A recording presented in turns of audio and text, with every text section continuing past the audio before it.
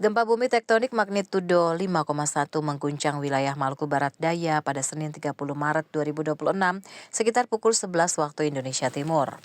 Hasil analisis BMKG menunjukkan gempa bumi ini memiliki parameter update dengan magnitudo 4,9. Epicenter gempa bumi terletak pada koordinat 7,68 derajat lintang selatan, 128,73 derajat bujur timur, atau tepatnya berlokasi di laut pada jarak 116 km arah timur laut Maluku Barat Daya pada kedalaman 166 km. Gempa bumi yang terjadi merupakan gempa bumi menengah akibat adanya deformasi batuan dalam lempeng Laut Banda.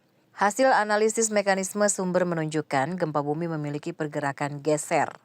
Berdasarkan estimasi peta guncangan, gempa bumi ini menimbulkan guncangan di daerah Damer, Maluku Barat Daya dengan skala intensitas 3 hingga 4 mmi, daerah Mdona, Hiera, Maluku Barat Daya dengan skala intensitas 3 mmi, di daerah Amahei, Maluku Tengah dengan skala intensitas 2 mmi.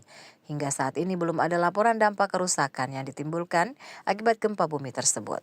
Hasil pemodelan menunjukkan gempa bumi tidak berpotensi tsunami. Christine Sipahelut Kurniawan melaporkan.